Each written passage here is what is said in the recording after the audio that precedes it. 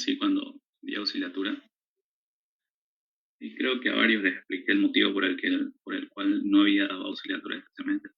Y es que al principio es así, entran a una clase y pretenden que con eso ya van a salvar el examen, pero no es así. Lamentablemente la única forma para que les vaya bien es esforzándose, es que presten atención a cómo es que se pregunta a la información, porque si no el examen les va a parecer difícil.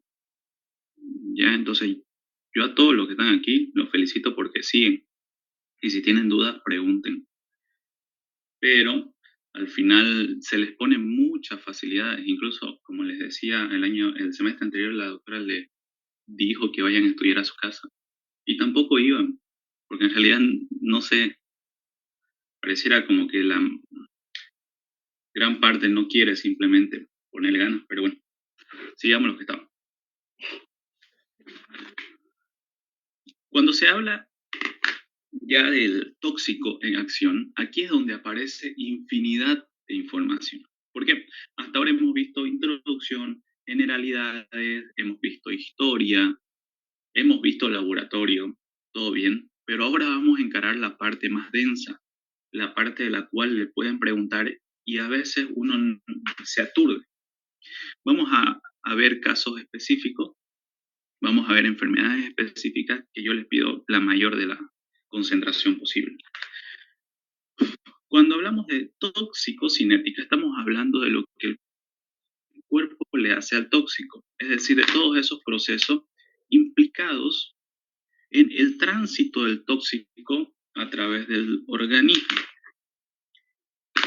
¿Y cuáles son estos procesos? Estos procesos son ADME.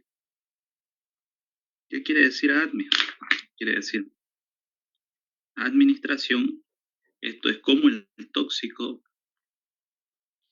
entra en contacto con el ser humano. Absorción, cómo el tóxico pasa al torrente sanguíneo. Como distribución,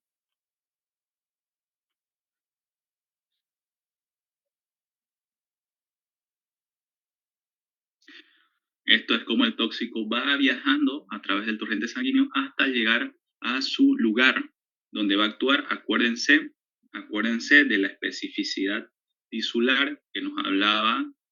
¿Quién nos hablaba de la especificidad tisular? Mateo Orfila. Nos hablaba Orfila, ¿no? Muy bien. Acuérdense también de la toxicidad selectiva que nos hablaba Paul Ehrlich. Muy bien.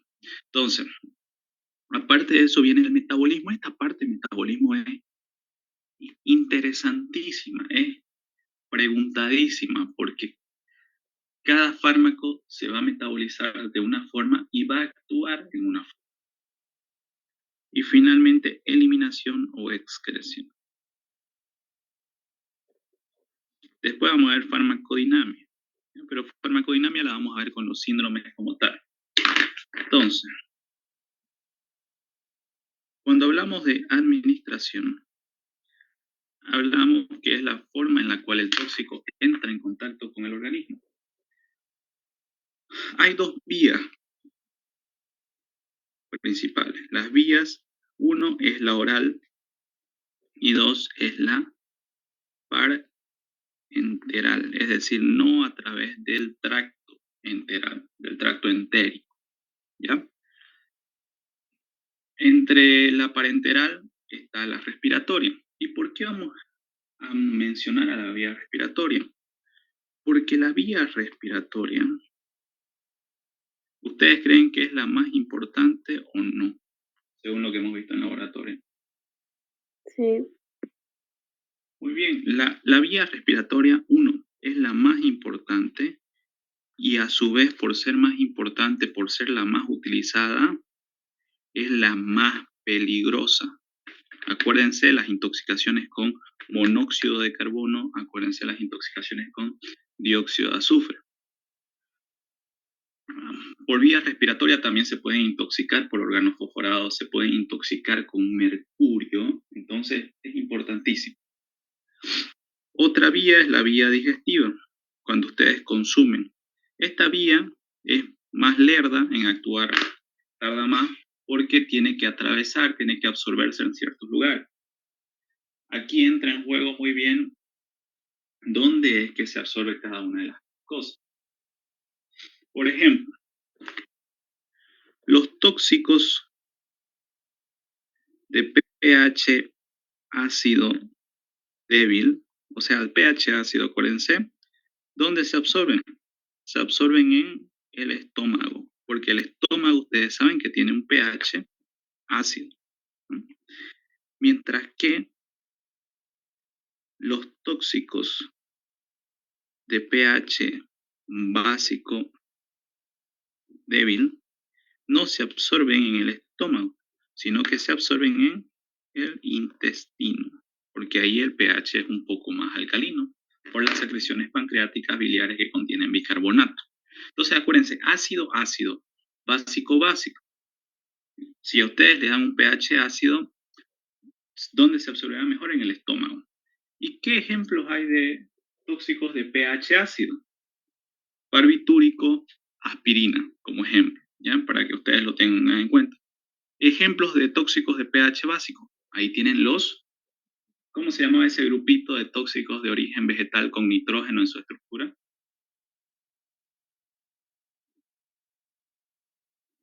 ¿Se acuerdan? Una pista. La mayoría terminan en ina.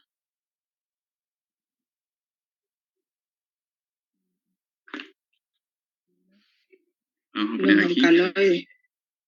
Ejemplo, muy bien. Alcaloides. Ustedes dirán, pucha, el auxiliar mucho, pregunta mucho. Si no responden, no hay problema, ya.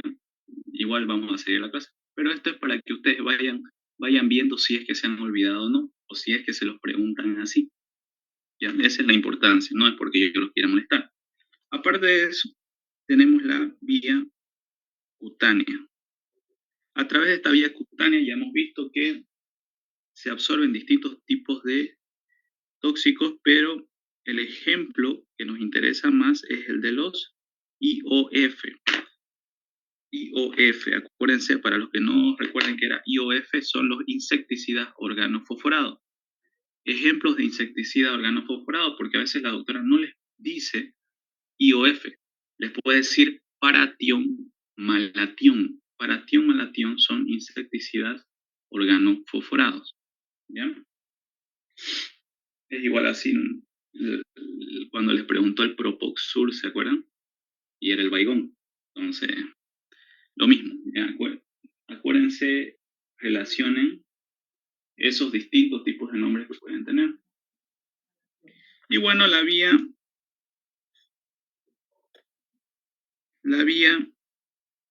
parenteral como tal, donde aquí entran las vías subcutánea, intravenosa, subepidérmica, en fin. Todas estas vías son menos importantes, ¿ya? Si bien tienen una peligrosidad, son menos importantes, porque no es muy común. Ahora cobra cierta importancia en las drogas de abuso. Por ejemplo, en el fentanilo. La vía parenteral es muy importante en el caso del fentanil, porque ahí hay esa intoxicación, ahí se da esa intoxicación. Acuérdense que el fentanilo es un opioide, es una sustancia sintética, ¿ya? Y que causa adicción, es muy adictivo.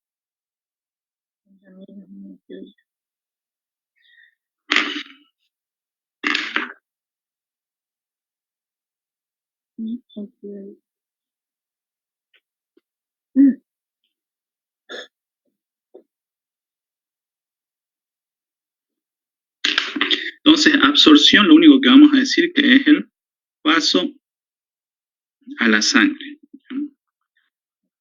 Es el paso a la sangre. Y de aquí sale un concepto muy importante, que es el de biodisponibilidad. ¿Qué es biodisponibilidad? La biodisponibilidad es la fracción del fármaco que llega de forma inalterada al torrente sanguíneo. ¿Por qué? Porque cuando yo a coloco un fármaco en la vena, ¿qué porcentaje llega en forma inalterada al torrente sanguíneo? El 100%, porque directamente pasó de estar afuera a estar en el torrente sanguíneo. Pero cuando yo a usted le doy una tableta, no llega el 100% de forma inalterada, por lo general, sino que se altera, llega a metabolizarse, porque acuérdense que hay metabolismo en todas las células. Entonces, ¿qué vamos a hablar aquí?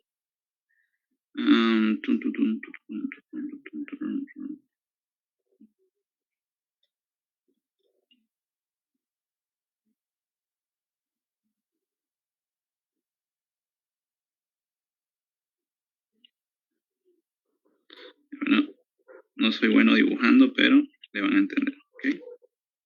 Hagan el mejor esfuerzo de imaginación posible.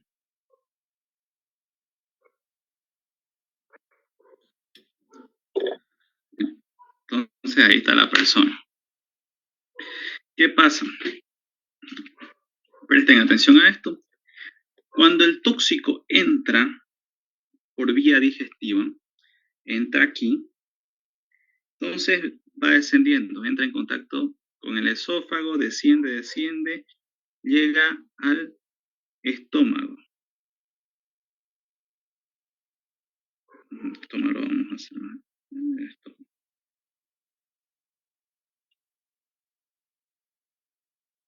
Llega al estómago. En el estómago, ¿qué tipo de tóxicos dijimos que se absorben? Los que tienen pH ácido débil, ya pH ácido. Entonces, al entrar en contacto con las células de la mucosa, ya se comienza a metabolizar. Eso es muy importante.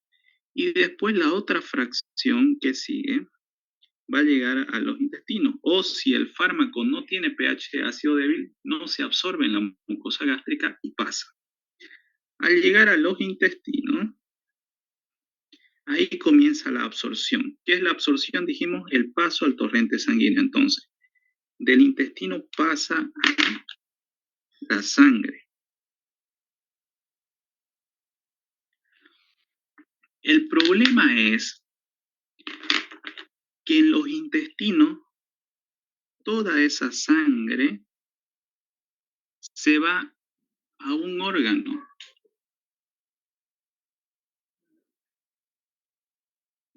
¿Alguien tiene una idea de a qué órgano se va la sangre que proviene de los intestinos?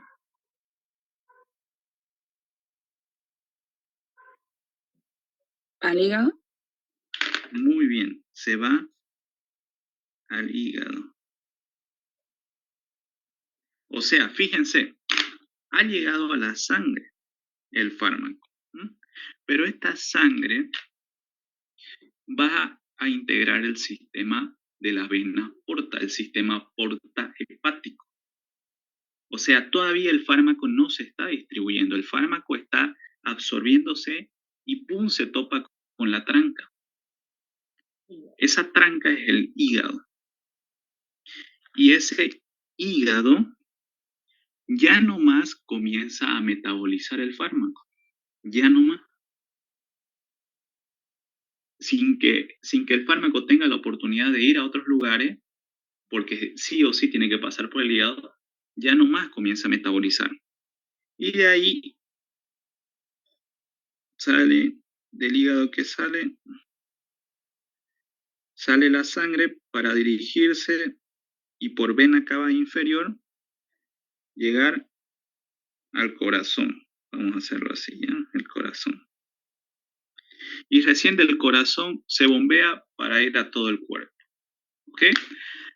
Entonces, ese fenómeno mediante el cual los fármacos son metabolizados antes de distribuirse en el organismo se llama fenómeno de primer paso hepático. ¿Y por qué es importante? Porque este fenómeno de primer paso hepático condiciona la cantidad del fármaco que nos queda para actuar. Estoy hablándoles en términos de fármaco, pero es lo mismo para tóxico, ¿ya? Si lo decimos en términos de tóxico, ese fenómeno del primer paso hepático condiciona la cantidad del tóxico que nos queda para actuar. En eso consiste el fenómeno de primer paso hepático. ¿Ok? Por ello es que los tóxicos que entran por vía digestiva no tienen una biodisponibilidad del 100%, porque se metabolizan ya nomás en el hígado antes de incluso llegar a la circulación mayor, es decir, al llegar a las arterias, como la arteria aorta. ¿Ok? ¿Le entendieron a esta parte? Porque es lo importante, lo más importante de esta parte. ¿Le entendieron? Sí. Muy bien. Entonces, la pregunta es, ¿se puede evitar el fenómeno de primer paso hepático? Sí. ¿Cuáles son las vías que no experimentan el fenómeno de primer paso hepático?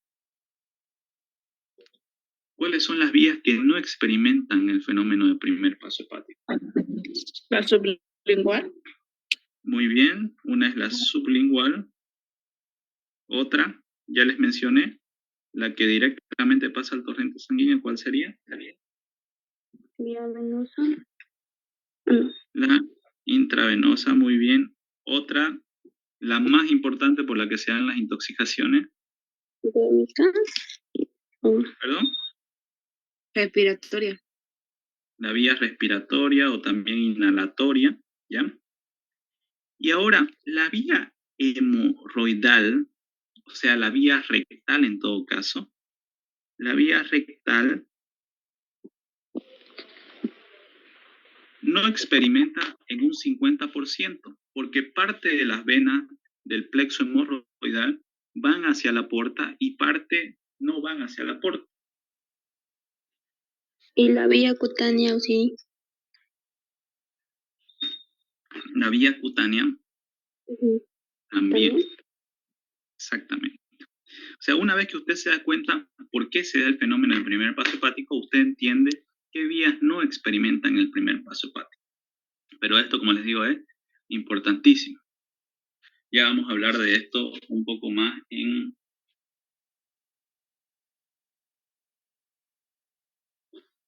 Y ahora sí. Ahora sí viene la distribución. ¿Qué es la distribución? Es ese transporte a través de la sangre, el transporte a los tejidos. Es la distribución uniforme, por decirlo así, o cuando se reparte uniformemente. Entonces, este fármaco, o este tóxico, me acuerdo de las clases de fármaco, este tóxico, ¿qué es lo que hace? Se va a unir, por lo general, a un transportador. Ese transportador, ¿qué tipo de biomolécula va a ser? Va a ser una proteína. ¿Qué proteínas importantes tenemos en el plasma? O en la sangre, en todo caso, si quieren llamar. Tenemos albúmina. ¿Y cómo se llamaba el otro?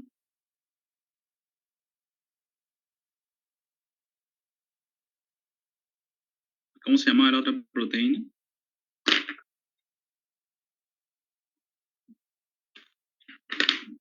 Las globulinas. La albúmina, por lo general, lleva tóxicos de pH ácido.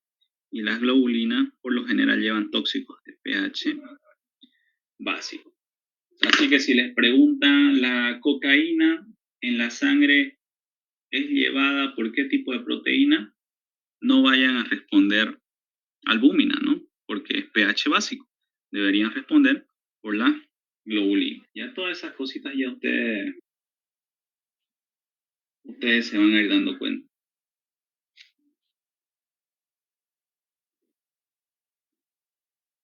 ¿Hasta acá tienen alguna duda? ¿O están captándole todo bien? ¿No puede volver a repetir ese auxiliar, por favor? Bueno, los tóxicos son transportados por proteínas en la sangre. Estas proteínas, ustedes saben que las dividimos en dos, las albúminas y las globulinas. Esta albúmina, que es la mayor parte de las proteínas totales, llevan por lo general tóxicos de pH ácido.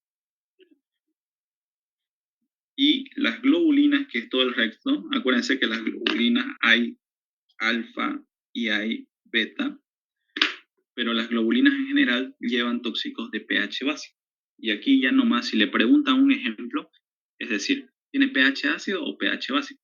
Si les preguntan el fenobarbital, por ejemplo, el fenobarbital es de pH ácido. Entonces, el fenobarbital va a ser llevado por la albúmina. Si les preguntan la aspirina, ustedes ya saben, pH ácido. En fin, así se dan cuenta. ¿Ok? Vamos a hablar ahora del metabolismo, que de toda esta parte es lo más importante. Del metabolismo nosotros vamos a hablar que existen las fases. Cuando un fármaco o un tóxico, en todo caso, entra en contacto aquí con los hepatocitos, se va a encontrar con dos fases. La fase 1, así en números romanos, y la fase 2.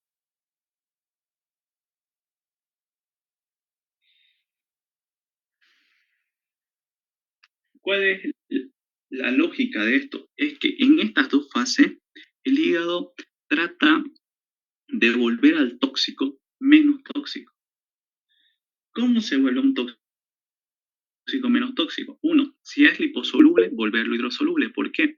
¿Cuáles son más fregados en cuanto a la toxicidad? ¿Los tóxicos hidrosolubles o los liposolubles? Liposoluble. Muy bien, hidrosoluble es. Los hidrosolubles son los más TT, ¿ya? Son los mejores porque no se almacenan, no se acumulan en el tejido adiposo, entonces eso es algo bueno. En la fase 1, entonces, hay reacciones de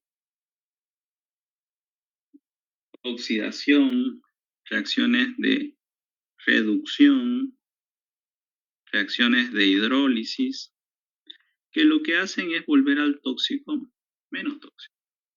Esa es la función. ¿Cómo? Aumentando su solubilidad. Y en la fase 2, esta es una fase de conjugación. ¿Por qué? Porque agarran al tóxico y le ponen otro grupo. ¿Por qué otro grupo? Para volverlo hidrosoluble. Eso es conjugación. Conjugación. ¿A qué grupos? Principalmente a aniones. Aniones. ¿Ya qué aniones encontramos? Aquí encontramos el glucuronato, que deriva del ácido glucurónico. ¿Qué más? Carbonato. A los oxalatos. Se conjugan a estos aniones. ¿Con qué finalidad? ¿Perdón?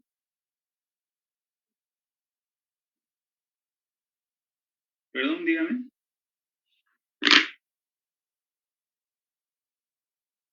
Creo que era su señal.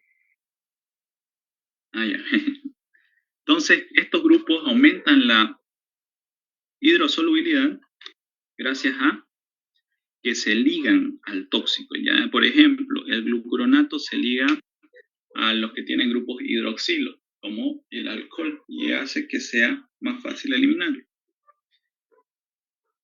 Muy bien, eso es lo primero que vamos a ver.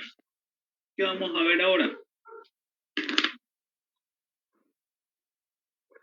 No sé en qué tema lo llevaron. Ustedes llevaron temas un poco distintos, ¿no? Ustedes llevaron toxicidad organoespecífica, no organoespecífica, pero llevaron la parte de metabolismo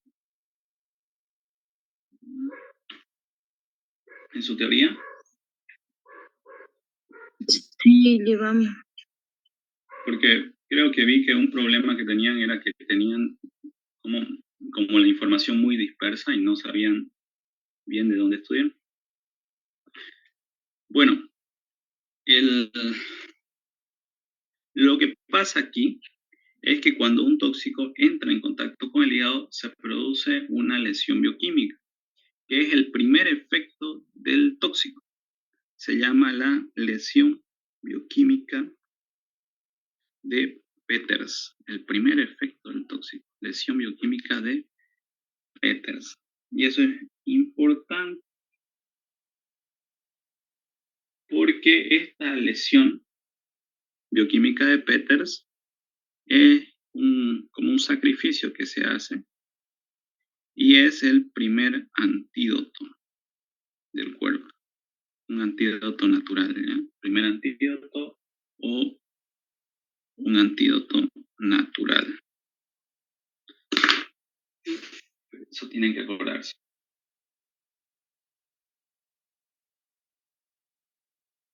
Ahora, llegados aquí al metabolismo, quiero hablarles de algo. De dos cositas. Uno, el efecto disulfirán. Ya habíamos hablado nosotros que el etanol tiene un metabolito. ¿Cómo se llama el metabolito del etanol? Etanal. El etanal es un aldehído. Ese aldehído, otro nombre que tenga es acetaldehído. ¿Qué sucede? El disulfirán es un medicamento que se comercializa con el nombre de antabus. Por eso también se le denomina efecto antabus. Entonces, el etanol, cuando entra en contacto con el hígado, se metaboliza. Este etanol, ¿a qué se metaboliza? Se metaboliza a etanal. Y si termina en al, ¿qué es? ¿Es un alcohol, una acetona, un aldehído? ¿Qué es? Es un aldehído. Otro nombre del etanal es acetaldehído.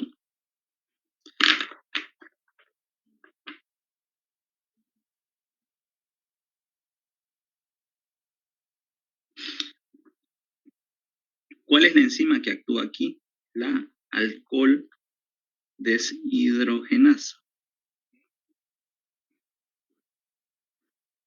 ¿Ya? Y este acetaldehído es el que causa los efectos tóxicos. Es el que causa la famosa resaca. Por eso es que la resaca no viene cuando se está ingiriendo alcohol, sino que viene horas después, al día siguiente, porque ahí ya se ha acumulado el acetaldehído. Por eso es que el cuerpo tiene que eliminar ese acetaldehído y lo metaboliza. Gracias a la aldehído deshidrogenasa,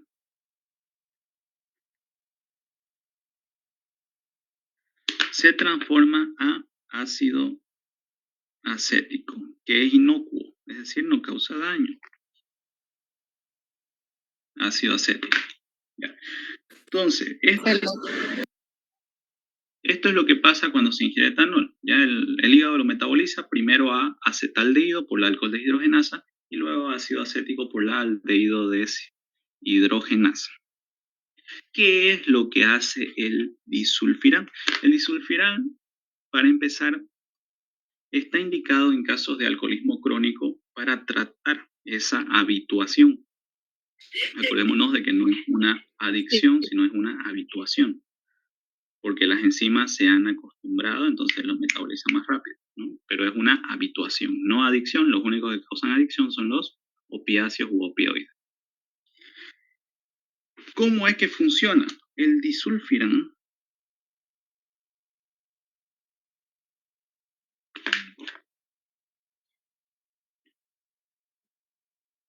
bloquea la aldehído deshidrogenasa. Bloquea. Si bloquea la aldehído deshidrogenasa, este acetaldehído, en caso de que la persona tome alcohol, este acetaldehído no va a poder transformarse a ácido acético. Y ya habíamos hablado que el acetaldehído es el que causa los efectos tóxicos, los efectos de la resaca. Entonces se va a acumular y la persona, ¿qué va a experimentar?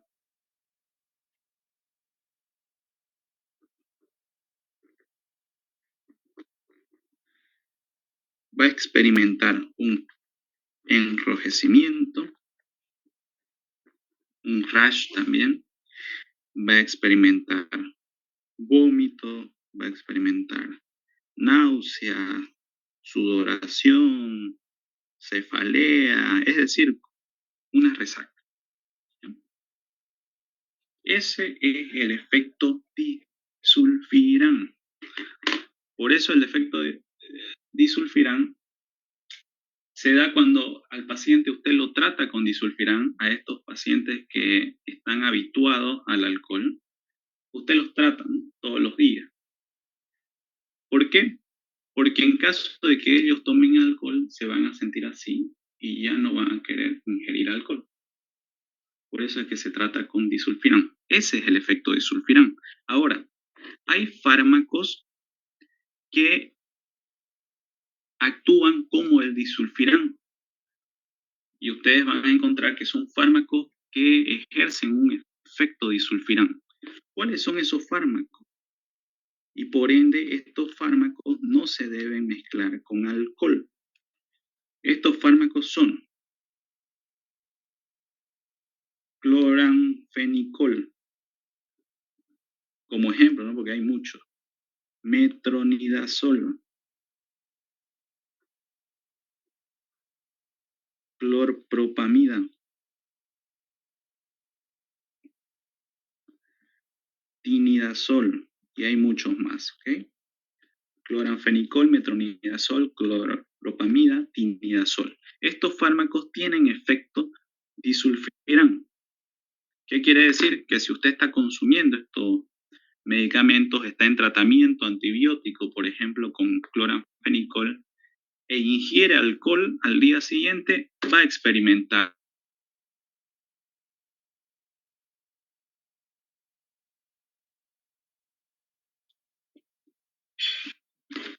Lo último que habíamos hablado era del efecto disulfiram. Algo más que le quiero hablar aquí es de esta enfermedad que nos va a permitir entender el mercurio. La enfermedad de Mina-Mata, ¿ya? Esta enfermedad de Mina-Mata hace alusión a una patología que se dio porque había una mina, y ustedes saben que las minas, o sea, no es por la mina, sino la Mina-Mata, era un lugar. Ustedes saben que las minas ocupan mercurio para lavar los metales que extraen. Este mercurio terminó en un río. ¿Qué es lo que sucede cuando el mercurio termina en un río? Este mercurio, por las bacterias, este mercurio que es inorgánico, gracias a las bacterias en el agua, se transforma en mercurio orgánico. ¿Cuál es ese mercurio orgánico? Es el metilmercurio.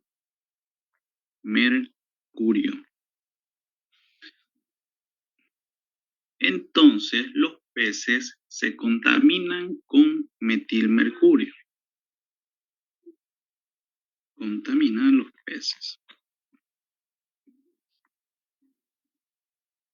¿Qué hacen los peces? Pues son pescados por la población y son consumidos. Entonces, ¿con qué se intoxica la población? Se intoxica, ¿qué vamos a decir? La población se intoxica con metilmercurio.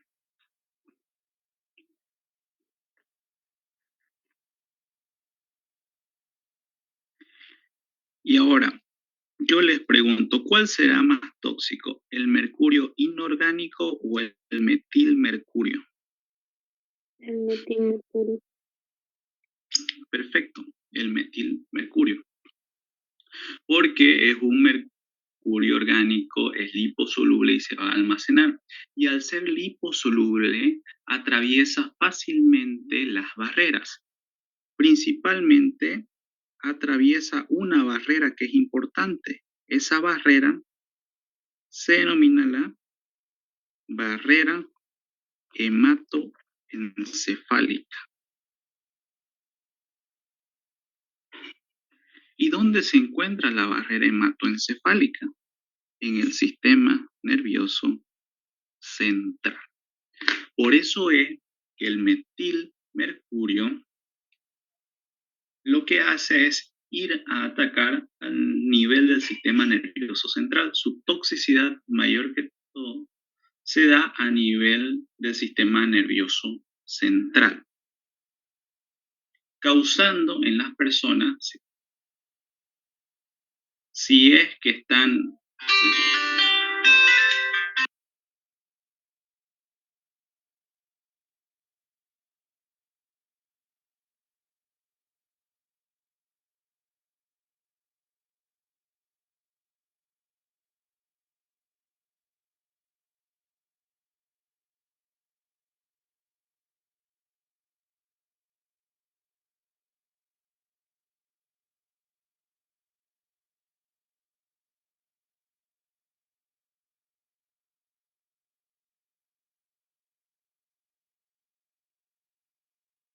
ya, estaban llamando a celular de madre.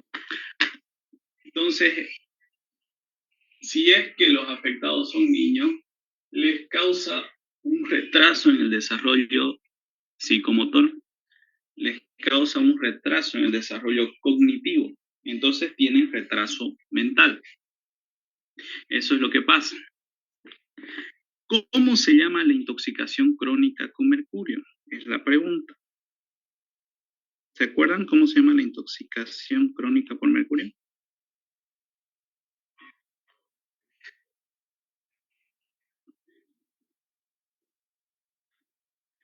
¿Cuál es el símbolo de mercurio?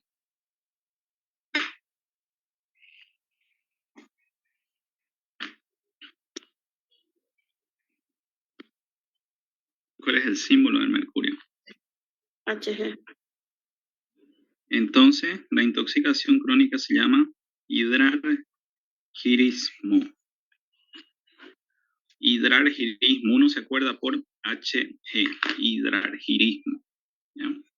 Ya están aprendiendo, ¿no? La intoxicación crónica por plomo, saturnismo. La intoxicación crónica por mercurio, hidrargirismo. La intoxicación crónica por plata, argirismo. Así tienen que aprenderse los nombrecitos, pero los más importantes serían mercurio y plomo, que los hemos visto mucho. ¿No?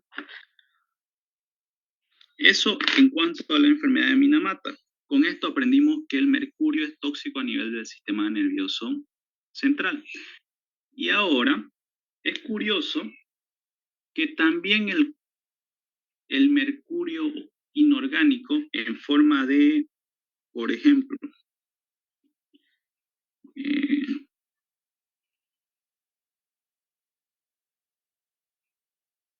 como el cloruro de mercurio o bicloruro de mercurio, también ejerce su toxicidad a nivel del sistema nervioso central.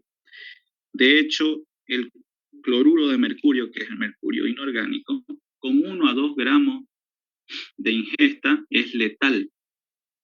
Incluso si usted inhala los vapores, es letal. El mercurio es muy letal porque rápidamente va y ataca al sistema nervioso central. Pero en este caso estamos hablando de una intoxicación aguda. Esto de aquí estamos hablando de una intoxicación crónica. Ya ustedes tienen que saber diferenciar que hay intoxicaciones agudas, crónicas y hay recidivantes. Recidivante quiere decir que vuelve nuevamente. Vamos a terminar esta parte de toxicocinética hablando del último paso. Habíamos hablado de administración, absorción, distribución, metabolismo y ahora terminamos con excreción o eliminación. Hay distintas vías para eliminar un fármaco. ¿Qué vías conocen para eliminar un fármaco? Vía renal, hepática. Renal, ¿qué más? Vía respiratoria. Ya podemos eliminar un fármaco a través de la vía respiratoria, eso es correcto. Muy bien. Hepática. Muy bien, hepática, biliar. ¿Cuál más? A través de la leche materna también se elimina, no olvidemos. El sudor. A través del sudor, muy bien. A través de las faneras. De las faneras, aquí entran las uñas, los pelos. Y podemos mencionar incluso algunas especiales como las encías. El ejemplo de las encías es, de nuevo les explico, cuando las bacterias eliminan sulfuro y el sulfuro se une con el plomo, formando, ejemplo, sulfuro de plomo en la intoxicación por plomo, en el saturnismo. ¿Cómo se llama este signo? Este signo se llama el ribete de Burton, ya que es las encías negras. No es negra porque sea cochina la persona, son negras porque tienen sulfuro de plomo. Ya eso que les quede bien marcado. De todas estas vías, la que es más importante es la renal. No olvidemos, ya la vía más importante es la vía renal. Pero la clave aquí es que el fármaco o el tóxico sea hidrosoluble, ¿ya? Porque acuérdense que lo que es liposoluble no puede eliminarse a través del riñón. No puede eliminarse. Usted no puede eliminar grasa, no puede eliminar lo que es liposoluble, porque lo que es liposoluble va unido a proteínas y las proteínas grandes no atraviesan la barrera de filtrado glomerular. Eso no hay que olvidar. Muy bien, hasta acá, ¿cómo vamos? ¿Hasta acá tienen alguna duda?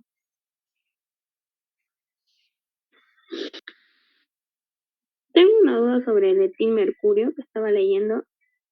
Quiero ¿Ya? saber si es que igual afecta al sistema nervioso central, junto como el metilmercurio. Sí, O igual afecta. Igual afecta. Lo único es que se da más que todo una intoxicación aguda. Más que todo es en casos de intoxicación aguda. No como en el caso del metilmercurio, que más que todo da intoxicación crónica, porque se almacena. Y a la larga, pues, lleva a consecuencias más graves, porque en el niño usted no nota que se está intoxicando y no hace nada. Y a la larga tiene retraso mental el niño, ¿no? Entonces, esa es la importancia.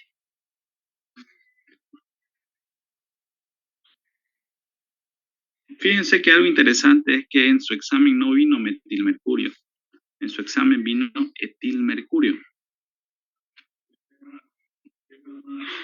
Y esa era la respuesta correcta, ¿no? Sistema nervioso central. Pero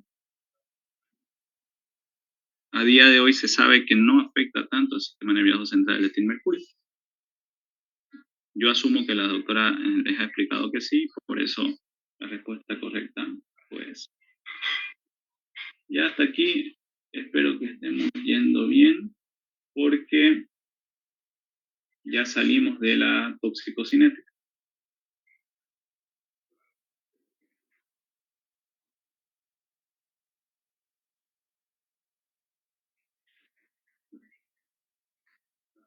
Vamos a hablar entonces, ya para ir no terminando, pero ya entrando en materia, de los síndromes toxicológicos. ¿Qué es un síndrome? Es un conjunto de signos y síntomas. Conjunto de signos y síntomas. Un signo es todo lo que usted puede ver. Es una prueba objetiva. Síntoma es todo lo que el paciente le refiere. Es una prueba no objetiva, es subjetiva, porque usted no puede corroborar, usted no puede verle el dolor al paciente, porque el dolor es algo que el paciente le dice. Es decir, usted está examinando el abdomen, le aprieta y el paciente dice, ay, me duele.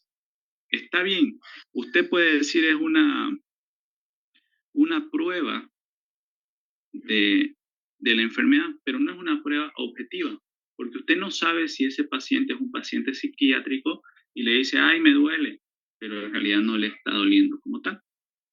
¿Ya? Por eso el dolor es un síntoma.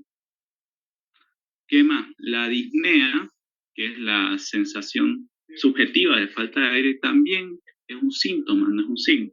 ¿Cuál sería un signo? Un signo sería el enrojecimiento facial, porque eso el paciente no le dice, ay, siento que mi cara está roja, sino que usted está viendo que tiene enrojecimiento facial. Por ejemplo, en el caso del efecto disulfiram. Ahora sí hablemos de los síndromes toxicológicos. ¿Qué puede causar un tóxico? Puede causar muchos tipos de síndrome. Entre ellos, vamos a nombrar los más importantes. Puede causar un síndrome respiratorio, puede causar síndrome en el sistema nervioso central, síndrome cardiovasculares, síndromes del sistema nervioso autónomo, 5 alteraciones metabólicas, 6 trastornos hematológicos. De esto solo vamos a ver lo más puntual, lo que podría tocarles, porque en realidad esto es largo y ahorita no estamos estudiando la materia como tal, estamos estudiando más que todo una preparación para su examen, ¿ya?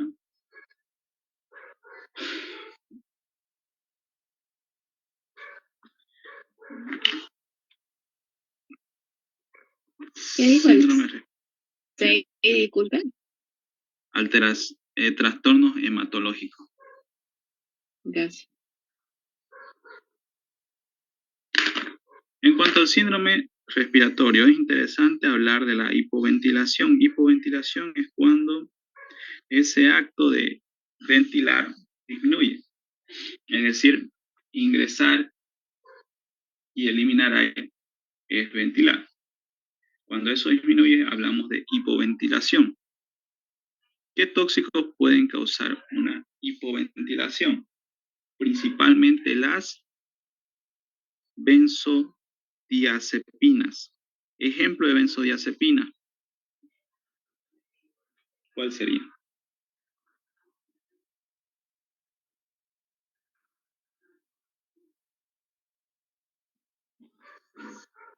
Clorofenicol. Ya, ese sería un antibiótico. ¿Cuál sería una benzodiazepina?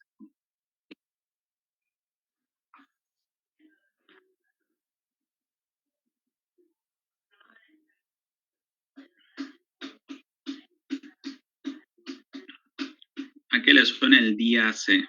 Benzodiace. ¿A qué fármaco le recuerda? Diazepam. Al diazepam. Así tienen que acordarse. Benzodiazepinas. Aquí tenemos el diazepam. Y yo les aseguro que como se acordaron de diazepam, se acuerdan de otro. ¿De qué más se acuerdan aparte del diazepam? El prazolam. alprazolam, clonazepam. El clonazepam es el compuesto que viene en el Neuril. ¿Ya? Estos fármacos causan depresión del sistema nervioso central, llevando a una hipoventilación. ¿Cómo termina falleciendo el paciente? Termina falleciendo por paro respiratorio. Acuérdense de que en el sistema nervioso central nosotros tenemos el bulbo raquídeo. Y es en este bulbo raquídeo donde se encuentran los centros encargados de la respiración. Porque nosotros no pensamos en meter, sacar aire. Eso es un proceso que se da de forma automática, gracias a estos centros respiratorios. ¿Cuál es? A ver, vamos haciendo el ejemplo de tratamiento, ¿ya? Lo vamos a ver después, pero ¿cuál es el antídoto en caso de intoxicación por benzodiazepina?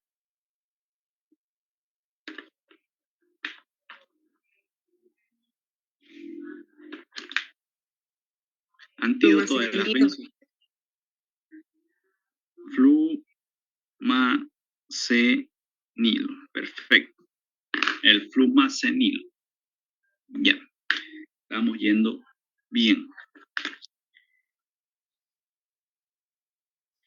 ¿Qué otro tóxico causa hipoventilación? El alcohol. Aquí podemos hablar de metanol y etanol. Vamos a hablar del etanol. Este etanol puede causar depresión del sistema nervioso central y puede causar hipoventilación. Entonces llega un paciente y ¿qué le vamos a hacer si es que está inconsciente? Primero que nada, ¿hay algún antídoto específico para el etanol? Complejo B.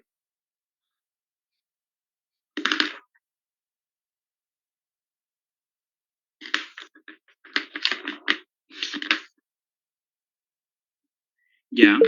Ahora fíjense, si bien sí podemos anotarlo, ya lo vamos a anotar, porque estoy seguro de que así les explica. Complejo B. A la persona se le da complejo B con glucosa. ¿Por qué? Porque el etanol llega a causar una encefalopatía de Wernicke. Ya eso es algo más clínico, así que no vale la pena, ¿ya?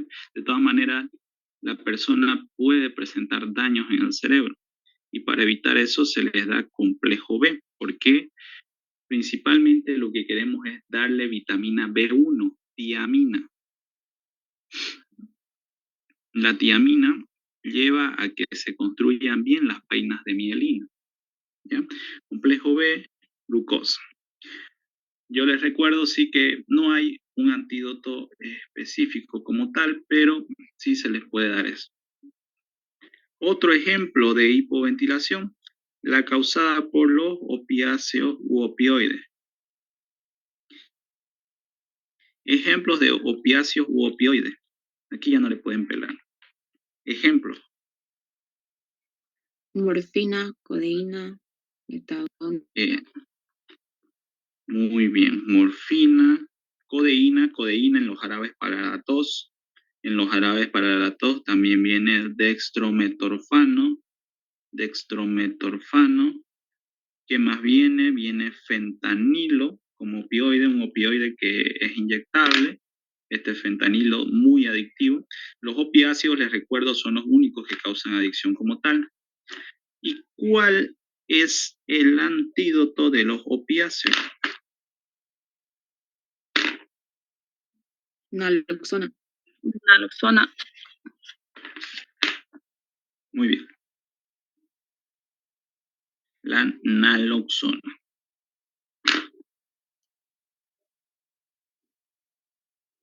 La naloxona. Muy bien. Eso en cuanto a la hipoventilación que pueden causar. Ahora los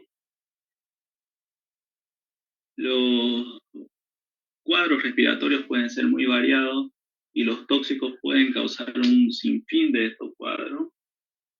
pero no vamos a meternos mucho, vamos a ver solo lo más importante, ¿ok? Vamos a estudiar lo más interesante.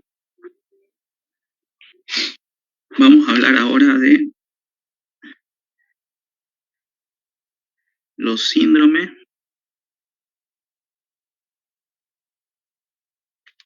Vamos a hablar de los síndromes del sistema nervioso central.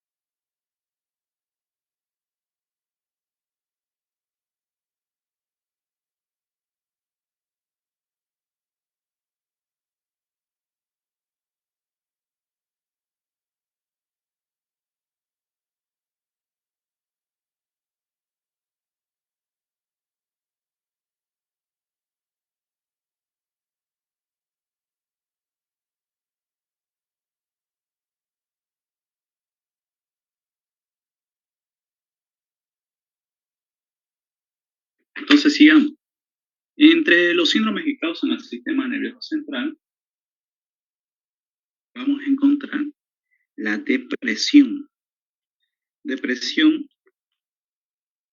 del sistema nervioso central. Una depresión general, es decir, con depresión nos referimos a que su función disminuye. ¿Qué ejemplo tenemos de depresión? 1. Los anticonvulsivantes. Los anticonvulsivantes como por ejemplo el ácido valproico. Ácido valproico, si ustedes tienen un familiar con epilepsia, tal vez ya haya escuchado de este fármaco, el ácido valproico, el valproato. Otro ejemplo, aquí viene el fenobarbital. Ya hemos hablado del fenobarbital, que es un barbitúrico que tiene un tóxico de pH ácido, que no tiene como tal un antídoto específico, pero sí se puede utilizar una sustancia, pero no tiene como tal un antídoto específico. El flumacenilo es de las benzodiazepinas, eso es importante hacerlo notar. Y aquí entran también los anestésicos y los alcoholes. ¿Perdón? Vaya. Los anestésicos y los alcoholes. Ya hemos hablado un poco de los alcoholes, pero vamos a hablar un poco más. Hay ciertos alcoholes que se los voy a explicar aquí. El metanol, ya les expliqué que es una sustancia que se utiliza en la adulteración de bebidas alcohólicas para aumentarle el grado alcohólico, por diferencia de densidad, el metanol, si ustedes tienen una disolución de metanol y etanol, de esos dos alcoholes, el etanol va a estar en esta parte, etanol, y en la parte de arriba va a estar el metanol, porque es menos denso que el etanol. Ahí va a estar el metanol. Por eso lo que comúnmente se hace cuando se destapan estas latas de bebida alcohólica es que se quema esa capa, se le prende fuego. ¿Para qué? Para que se vaya todo el metanol y sea más seguro. Pero en caso de no hacer eso, en caso de intoxicarse de otra forma, uno termina teniendo metanol en el organismo. Este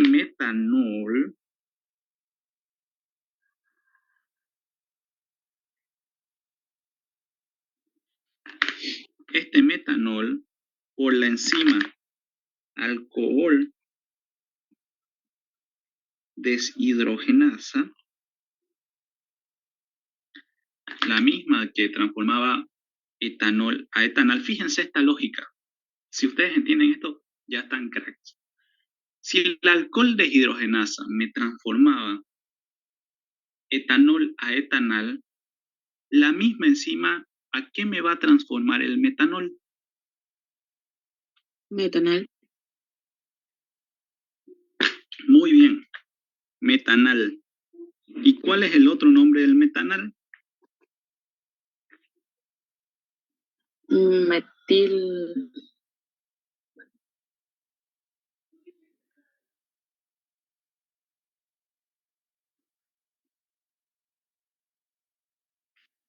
El metanal, por si acaso, es un aldehído de un carbono, ¿no? Es HCO. ¿Cuál será su otro nombre?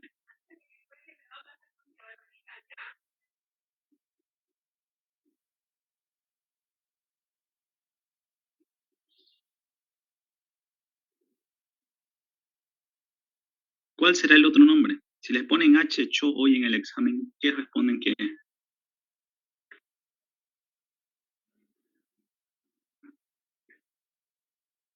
Formaldehído. Muy bien, formaldehído. ¿Y cuál es el otro nombre del formaldehído? Esa ya está más sencilla, ¿no? ¿Cuál es? Formol. Eso. Muy bien, estamos yendo bien, ¿ya? Metanal, formaldehído, formol es lo mismo.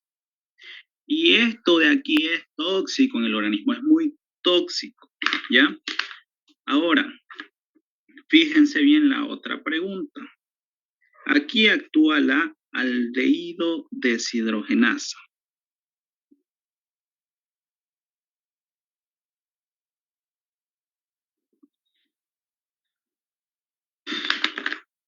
Vámonos al otro esquema, al que hicimos anteriormente. Aquí. Esto era lo que pasaba con el etanol. El etanol daba etanal y por la aldehído deshidrogenasa daba ácido acético. El otro nombre del ácido acético es ácido etanoico, porque tiene 2 carbonos y los ácidos carboxílicos terminan en oico, ¿ya? Ácido etanoico.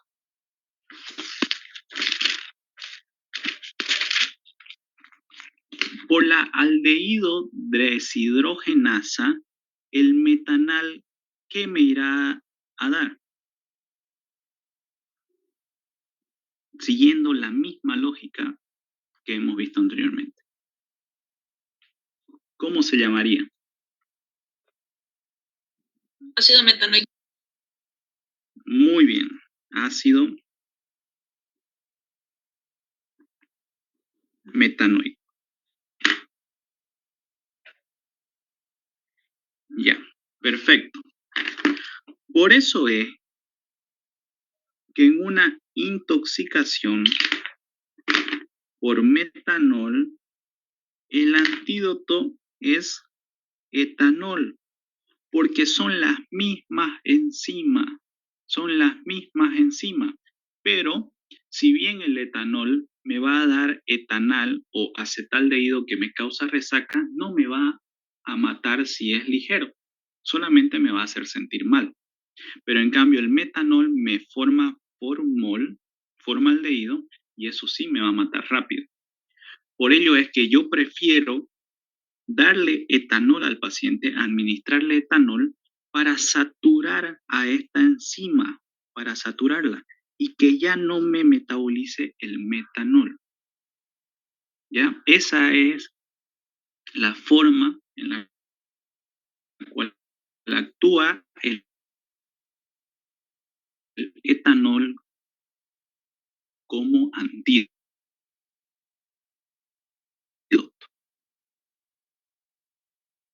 Para que les quede bien claro. Intoxicación por Y metanol. auxiliar. Muy bien. Ahora hay otra intoxicación que quiero hablar. Otro alcohol, etilenglicol. El etilenglicol se metaboliza.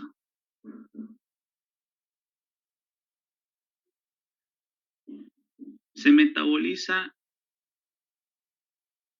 y al metabolizarse me da distintos ácidos, entre ellos el ácido oxálico.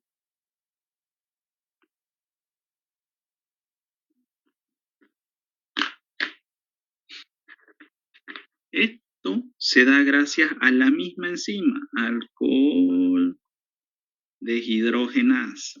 Alcohol deshidrogenasa es la misma enzima.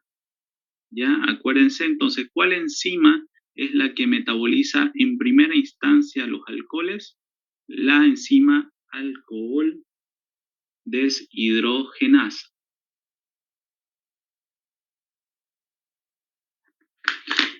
¿Y qué me va a dar el etilenglicol? Ácido oxálico. El ácido oxálico en el torrente sanguíneo se desprotona y forma oxalato.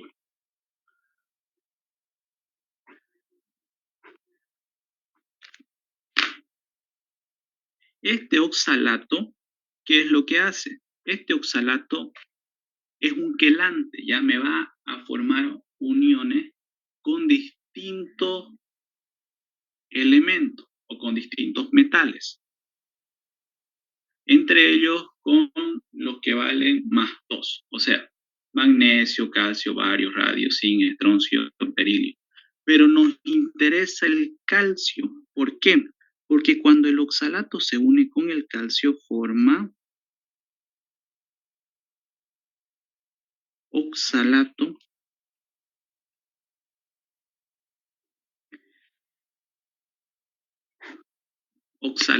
de calcio. Y este oxalato de calcio nos causa problemas porque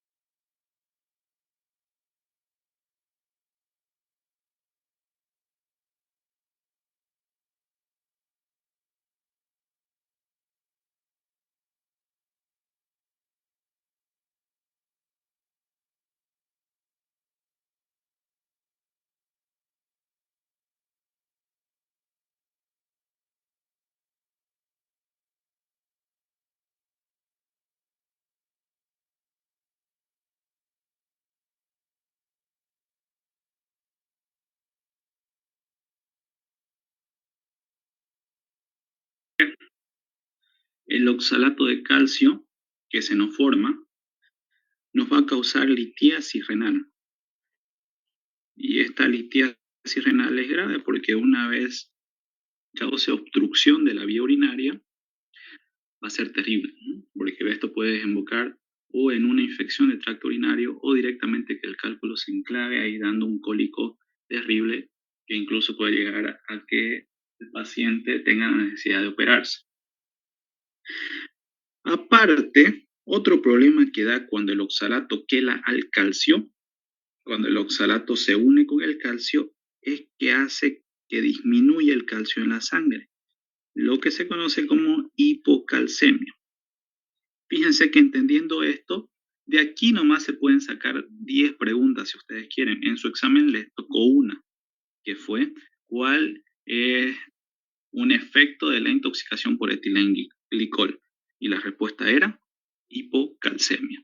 Entonces ustedes ya saben por qué es por el etilenglicol se metaboliza ácido oxálico, que esto nos da oxalato, que al juntarse con el calcio forma oxalato de calcio. Esto da problemas a nivel del riñón por la litiasis renal, que puede llevar incluso a insuficiencia renal, y también causa una hipocalcemia por ese mismo motivo. Entonces, ¿qué antídoto nosotros podemos dar en la intoxicación por etilenglicol? Vamos a dar fomepizol. Fomepizol, porque el fomepizol bloquea esa enzima. Eso hace el fomepizol. Y ahora, si ustedes se dan cuenta, les voy a hacer esta pregunta. Si el fomepizol bloquea la alcohol deshidrogenasa, el fomepizol, ¿en qué otra intoxicación me puede servir? ¿Quién, quién tendría una idea? ¿Quién se animaría a decir? ¿Con el metanol? Perfecto. En la intoxicación por metanol, también ustedes pueden dar fomepizol. Podrían dar, en teoría. ¿O no? En el etanol no tanto, porque en realidad si usted le da fomepizol, lo va a mantener con los efectos del etanol, ¿ya? Y el etanol ejerce sus efectos, ¿no? El etanol es el que causa la borrachera prácticamente, causa la depresión del sistema nervioso central, ¿ya? Vamos a decirlo así, para que se entienda. Entonces, si usted le da fomepizol a un paciente en una intoxicación por etanol, hace que no se metabolice ese etanol y siga circulando. Y ahí lo que nosotros queremos en realidad es que ese etanol simplemente no cause daño a través de a través de las estructuras cerebrales, ¿ya? Entonces nosotros no podemos tener el etanol circulando, por eso ahí no podríamos dar omeprazol. En cambio aquí sí podríamos dar en una primera instancia metanol y podemos dar etanol. El antídoto como tal sí es el etanol, ya les expliqué por qué. Porque lo que queremos evitar en ambos casos, fíjense por qué ustedes deben entender el porqué de las cosas. Lo que aquí se quiere evitar es que se forme metanal. Así que aquí deben ustedes hacer el bloqueo, sea aplicando etanol para saturar a la enzima o sea aplicando fumepizol para bloquear la enzima, para que no se nos forme formaldehído. Y aquí aplicamos fumepizol para que no se nos forme ácido oxálico, porque el ácido oxálico es el que nos va a causar desastres. El ácido oxálico es el que nos da oxalato y por ende eso deriva en la formación de cálculo y en una hipocalcemia. Entonces, hasta acá, ¿cómo vamos? ¿Está bonito o está feo? ¿O está muy pesado? ¿Qué dice? Está bien. ¿Está bien? Examen del para que esté bien también. ¿Qué dice? Que su examen de la doctora que esté bonito también. Ojalá, no, ojalá. Bueno, por lo menos habrán aprendido más toxicología.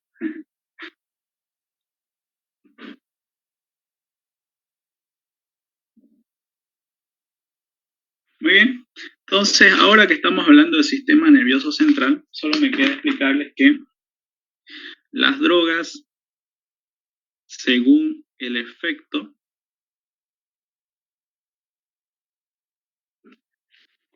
pueden ser o estimulantes.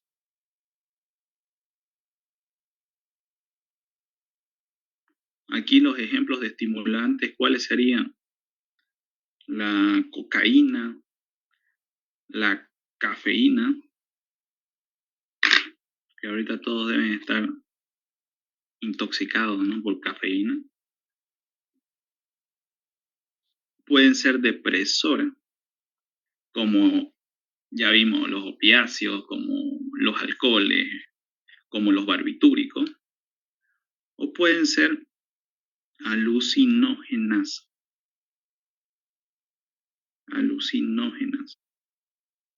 como la metanfetamina, por ejemplo. Ya eso deben manejarlo, porque puede ser que por ahí les toque alguna preguntita. Y ahora vamos a hablar de algo más. Yo creo que con esto más acabamos los síndromes. No vamos a entrar mucho en detalle. Los síndromes cardiovasculares. Estos síndromes cardiovasculares son muchos, ¿no? Hipertensión, hipotensión. Aquí tienen la hipertensión, que es causada por el plomo, o la hipotensión por los depresores, por los vasoactivos,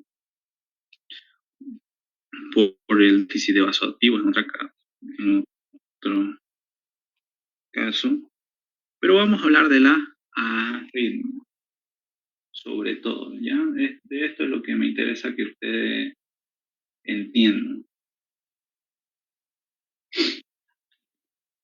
Las arritmias pueden ser causadas por distintos tóxicos, como por ejemplo, ¿qué tóxicos pueden causar arritmia? La digoxina, la cafeína. Fíjense, la cafeína es un estimulante y todo lo que sea estimulante va a querer causar una arritmia, eso es seguro. ¿Qué más? Aquí tenemos los antidepresivos, que también pueden causar.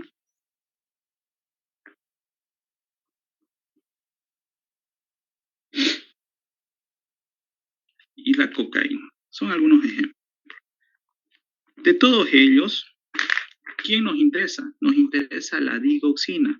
Fíjense que la digoxina se utiliza, mejor dicho, para tratar una arritmia. La digoxina se utiliza para tratar la fibrilación auricular asociada a insuficiencia cardíaca. Se utiliza para ello la digoxina. Pero cuando usted se pasa de la dosis de digoxina o cuando hay algún otro fenómeno que permita la aparición de los efectos tóxicos, entonces la digoxina causa arritmias ventriculares, llevando al paciente incluso a la muerte. Así que esa es la doble cara. La digoxina se utiliza para tratar una arritmia, pero si nos pasamos de su dosis o si hay otras causas de toxicidad, entonces también ocasionamos una arritmia. Si nos intoxicamos con digoxina, ¿cuál es el antídoto?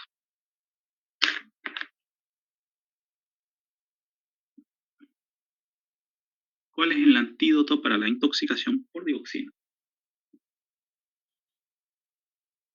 Anticuerpos antidigitales. Exactamente.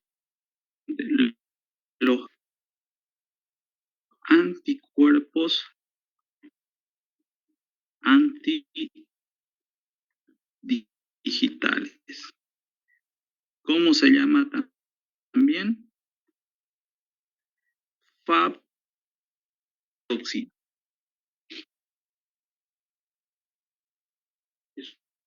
Eso no. Cosita más que vamos a ver en síndromes cardiovasculares es la hipovolemia circulante. ¿Qué quiere decir esto? Que hay una falta de sangre, pero no tanto porque se esté escapando la sangre, porque hay una hemorragia, sino que porque los vasos se han abierto y la presión es baja. Es igual que, no sé si ustedes han ido a algún pueblito, pero en la fecha clave, en la fecha festiva, como Navidad y Año Nuevo, la presión del agua baja, ¿no? ¿Por qué? Porque se abren excesivamente los grifos, entonces la presión baja. Eso es una hipovolemia circulante, cuando en el cuerpo, a pesar de que hay la cantidad normal de sangre, hay sus 5 litros, no se siente así, porque la presión baja. Y aquí hay un ejemplo dual. El cobre. El cobre es un metal. Auxiliar, no se ve lo que está escribiendo. No me avisaron. Gracias, disculpen. El cobre. El cobre es un metal que también nos da muchos problemas en la intoxicación. Este cobre va a ir también al sistema nervioso central. Aparte de causar esto, va a ir al sistema nervioso central, principalmente a los ganglios basales. Entonces va al sistema nervioso central también. ¿Y qué origina en el sistema nervioso central? Una enfermedad. La enfermedad de Wilson. Enfermedad de Wilson. Se los digo por si es que le preguntan qué ocasiona la enfermedad de Wilson. La intoxicación por cobre. ¿Sería una intoxicación crónica con cobre? Exactamente, una intoxicación crónica con cobre da la enfermedad de Wilson.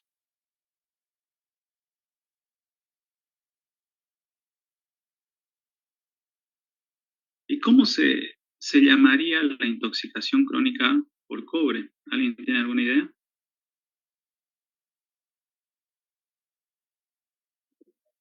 Acuérdense, hasta ahora hemos visto que la intoxicación crónica por plomo se llama saturnismo.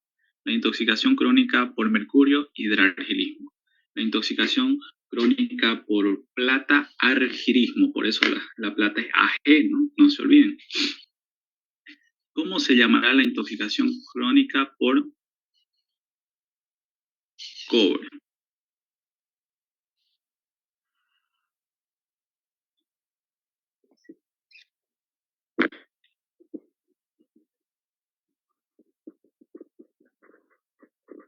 ¿Quién tiene alguna idea? Fíjense que la clave está en el nombre del elemento.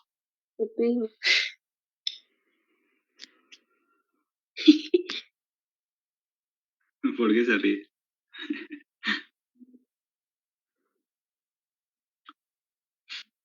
La intoxicación crónica por cobre, ¿cuál es el símbolo del cobre?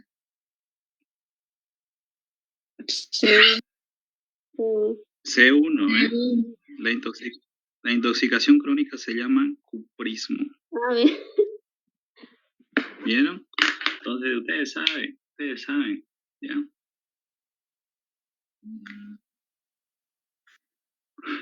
En fin, puede dar problemas intestinales, puede dar cólicos, es variado y es interesante. Muy bien, espero que hasta acá hayan entendido todo lo que hemos visto respecto a los síndromes. Ahora, en cuanto al tratamiento, ¿ustedes tienen alguna duda? Porque creo que la doctora se los ha explicado muy bien el tema del tratamiento.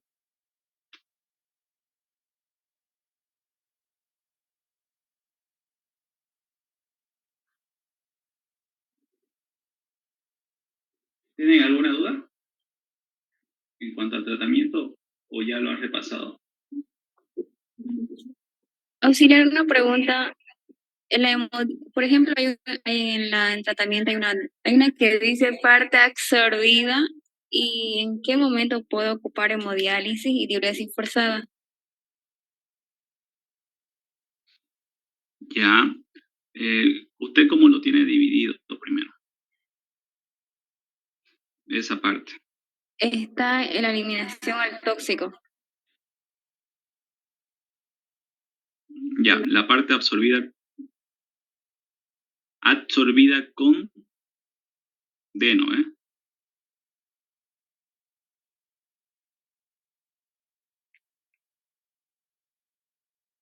¿Absorbida con D o absorbida con B? Porque hay mucha diferencia. Otra paginita.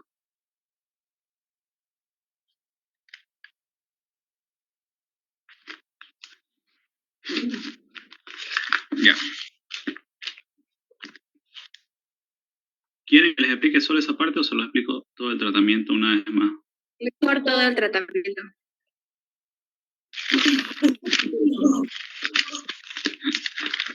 Ya. Entonces, ustedes tienen que prestar atención al caso. En el caso clínico, creo que esto es lo que más les hace falta. No creo que les pregunten hoy tratamiento, pero por si acaso hay que saberlo. En el caso clínico le van a dar una persona. Esa persona va a tener ciertas características. A veces les dicen, esa persona se intoxicó con tanto, entonces le hacen el trabajo más fácil. Pero ha habido semestres en el que no preguntan o no dicen con qué se intoxicó, pero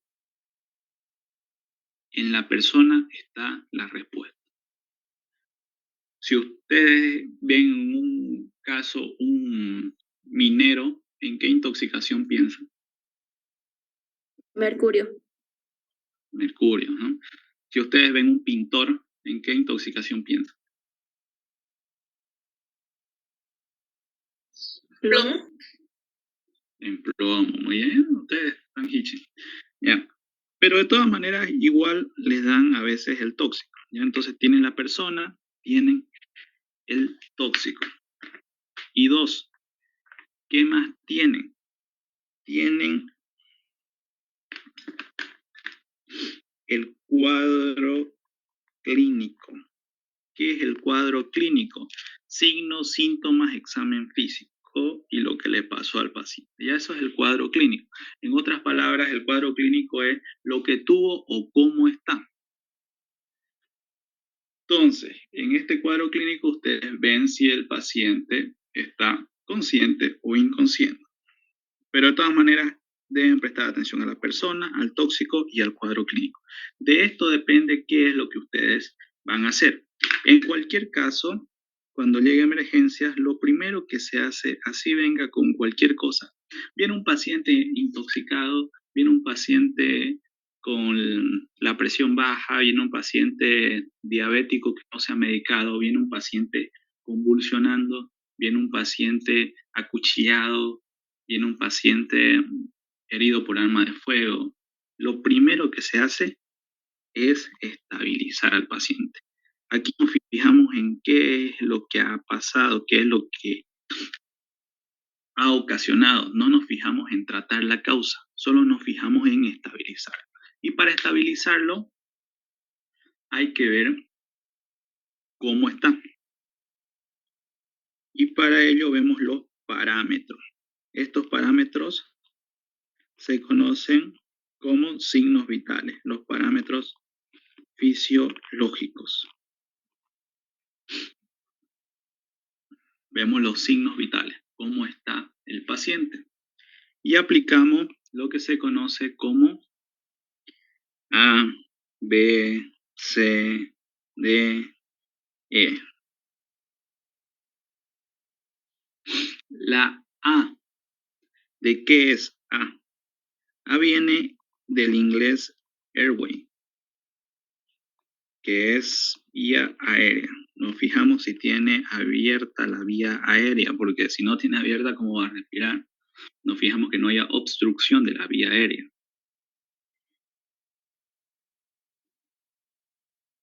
B viene de breathing, o sea, respiración. Nos fijamos que el paciente esté respirando, que esté ventilando, porque si tiene dificultad en la respiración, hay que comenzar a utilizar algún sistema que le proporcione. Normalmente ustedes ven en las películas que utilizan el AMBU, que es un aparato como de bolsa que le hacen así, ¿no? Eso. C es circulación. Esto es sangre, ya esto es vaso sanguíneo. Para ello, nosotros evaluamos si ese paciente tiene o no tiene, para comenzar, pulso. O nos fijamos en la coloración de la piel. Si tenemos un paciente que está pálido, entonces ya nosotros sabemos que ese paciente algo le ha pasado con la circulación. Tiene hipovolemia circulante. También aquí podríamos ver directamente si tiene alteración en la circulación. Si ustedes encuentran un paciente pálido, ¿en qué intoxicación pensarían de entrada? Hablando de toxicología. Cocaína. Cocaína, ¿no? Muy bien. Okay. En D, aquí difiere un poco según la literatura, pero D puede ser 1, o daño neurológico, y otras literaturas mencionan otras cosas, ¿ya? Pero eso. Y E es exposición. ¿A qué ha estado expuesto el paciente? Nos fijamos en el entorno, ya nos fijamos en el entorno. Si es un paciente que viene y tiene en las narices un polvo blanco, ¿en qué intoxicación pensamos?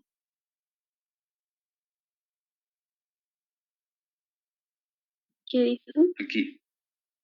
Si es un paciente que pálido y que viene con polvo blanco en la nariz, ¿en qué pensamos? Exactamente. Si vemos un paciente que está con aliento etílico, ¿en qué intoxicación pensamos? Etanol. Etanol, muy bien. Si es una paciente de 40 años que toma medicamento para la diabetes y tiene aliento a acetonas, ¿en qué pensamos? Tiene aliento a fruta madura. ¿Qué pensamos? Pensamos en que su diabetes está descompensada, probablemente esté cursando con una cetoacidosis diabética, ¿ya? Todo eso se ve acá. Esto es estabilizar al paciente, lo más básico, ¿ya? Es ver que esté cursando con algo grave. Bueno, y la pregunta es, si no está respirando bien, ¿qué yo le tengo que hacer? Si veo, le pongo el oxímetro y está saturando menos de 95, porque lo normal es 95 para arriba. Tengo que hacer oxigenoterapia. Esta oxigenoterapia se puede hacer de varias formas. Entonces acá se puede hacer uno solo con oxígeno como tal, un oxígeno a presión normal o con oxígeno hiperbárico. Lo que normalmente se hace es con oxígeno porque es lo que hay, no se utiliza oxígeno hiperbárico por lo general, por cuestión de disponibilidad. Pero, ojo, no hay que utilizar mucho oxígeno porque el oxígeno también a la larga es tóxico. Acuérdense que el oxígeno no genera radicales libres, nos genera radicales libres y eso es malo también. Una vez hemos estabilizado, entonces ya nos preocupamos por qué es lo que pueda tener el paciente y cómo lo ayudamos a que elimine. En este caso, en una intoxicación, el segundo paso es eliminar el tóxico.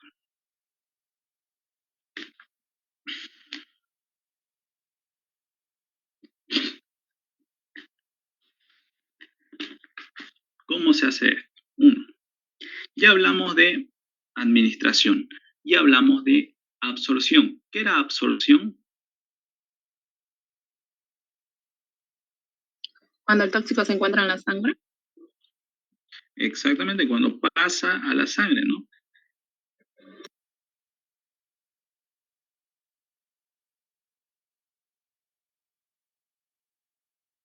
Por ende, con eso vamos a tener dos casos.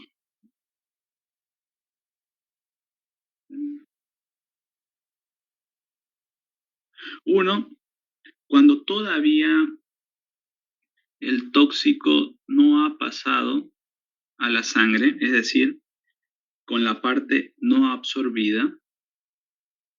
Y otro, cuando el tóxico ya ha pasado a la sangre. ¿Por qué? Porque si ha pasado a la sangre, ya va a comenzar a ejercer efecto. Esa es la parte absorbida.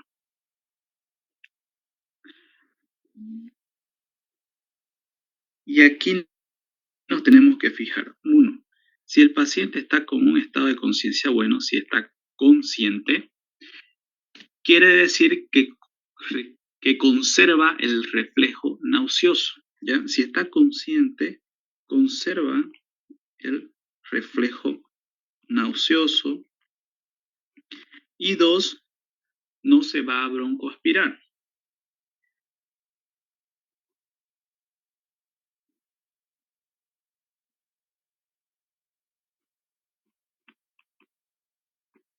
¿Qué es broncoaspirar? Que al vomitar lo aspire a la vía aérea y eso sería lo peor, porque puede llegar a morir un paciente porque se broncoaspira. Entonces, si está consciente y no hay posibilidad de broncoaspiración y conserva el reflejo nauseoso, porque no sé, que esté consciente es distinto de que conserve el reflejo nauseoso. Ahí se puede inducir al vómito.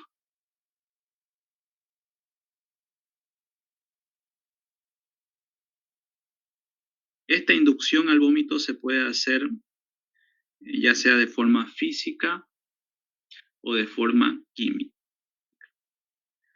Lo que más se utiliza es de forma química. Física es estimulando ese reflejo nauseoso. Química es dando alguna sustancia que nos genere ese reflejo nauseoso. Y la química, ¿cómo puede ser? Puede ser oral o parenteral. Más que todo se utiliza la forma oral. ¿Y qué se utiliza? El jarabe de Auxiliar no se ve ipecacuana. porque está escribiendo. ¿Por qué no me avisan? Gracias. Se utiliza el jarabe de ipecacuana.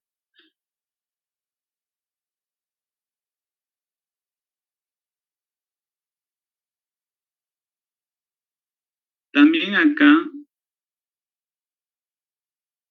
se puede utilizar por vía parenteral algunos fármacos, pero no es lo habitual, ya solo en caso crucial.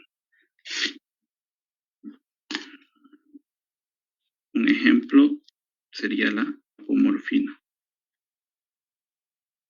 Si a ustedes le dan un paciente consciente, es lo más fácil de la vida, lo más bonito, ¿ya? Pero ojo, no tienen que poner si el paciente está consciente o no está consciente. Si a ustedes les dan en el caso un paciente consciente, directamente hacen el esquema para el paciente consciente, ¿ya? No es a que le pongan, si está inconsciente, se hace lo siguiente, porque les están dando ya un paciente consciente. A eso me voy. Y si está inconsciente,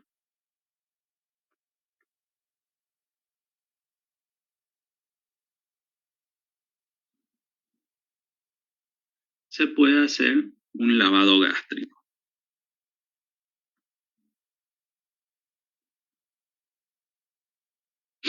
Que esto es empleando una sonda nasogástrica, orogástrica, se inyecta solución fisiológica y luego con una jeringa se aspira. y así varias veces. ¿Para qué? Para evitar que se absorba. ¿Ya? Y algo más interesante aquí es que cuando el paciente está consciente, además de este jarabe de ipecacuana, se puede utilizar algo muy interesante, el carbón activo o activado, que viene en polvo. Ya este carbón activo se utiliza normalmente si es que la intoxicación ha sido dentro de las 6 horas, porque todavía sigue en estómago. 6, 4 horas, dentro de ese límite, ¿no? Se emplea carbón activo. ¿Para qué? Para que se evite esa absorción, ¿ya? Es interesante eso. Entonces, si el paciente está consciente, ¿qué debo hacer? Inducir al vómito con jarabe de ipecacuana y también emplear carbón activo. Ya eso tienen que hacer. Además, también luego utilizan un laxante. Esta flecha significa luego, ¿ya? Luego. Jarabe de ipecacuana, el paciente vomita y pueden utilizar carbón activo para ayudarse, para evitar que se absorba el restante. Y después pueden utilizar un laxante. ¿Por qué? Porque el laxante va a hacer que ese tóxico vaya más rápido a través del tracto entérico y no se absorba. ¿Ya? Eso es lo que se tiene que hacer. Digamos que ya llegamos un poco tarde o igual queremos apoyar en una intoxicación grave. Ahí ya tenemos que actuar sobre la parte absorbida, la que ha pasado al torrente sanguíneo. Y aquí destacan la hemodiálisis y la diuresis forzada. Otras opciones son la diálisis peritoneal, que esta no tanto porque es más lenta, o la hemotransfusión.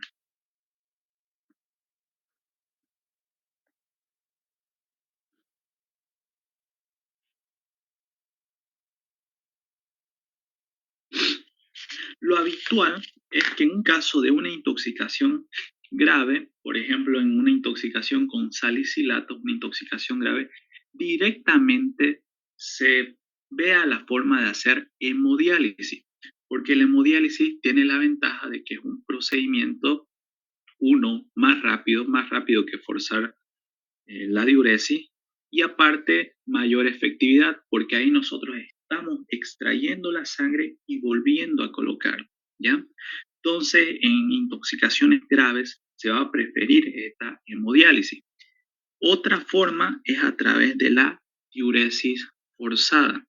Esta diuresis forzada quiere decir que nosotros empleamos líquido para hacer que el paciente elimine el tóxico. Pero hay tóxicos que no se van a eliminar fácilmente, que son los liposolubles. No sé, acuérdense, dijimos que los que se eliminan por vía renal son los hidrosolubles. Entonces, ese inconveniente tiene la diuresis forzada. En cambio, la hemodiálisis saca todo el tóxico, sea hidrosoluble, sea liposoluble. Esa es la ventaja de la hemodiálisis. La diuresis forzada, ¿en qué consiste? En que si tenemos un tóxico de pH ácido, digamos que le hayan puesto fenobarbital, aquí tenemos que hacer un tratamiento con un suero. Ay, esperemos a ¿dónde está?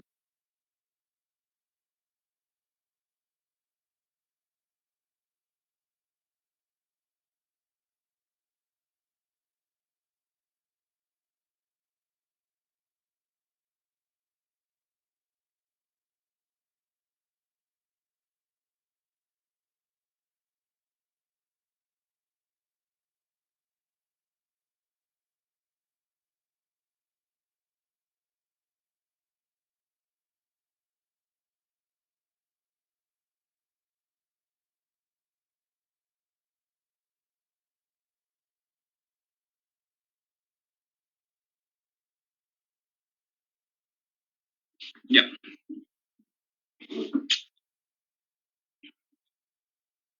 Fíjense, si es un ácido, nosotros ¿cómo propiciamos la eliminación de ese ácido? Empleando una base. Así que en caso de una intoxicación por un ácido, vamos a hacer un tratamiento alcalino. ¿Cómo se hace un tratamiento alcalino? Con suero fisiológico que contenga bicarbonato, ¿ya? Es cruzado. El ácido lo tratamos con una base para hacer la diuresis forzada y la base la tratamos con un ácido. Si el tóxico es alcalino, el tratamiento es cruzado. ¿Qué quiere decir? Si el tóxico es alcalino, el tratamiento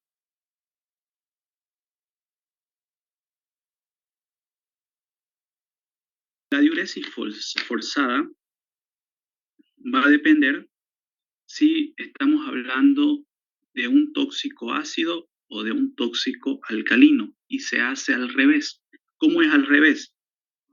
Si la intoxicación fue por un tóxico ácido, la diuresis forzada tiene que ser alcalina.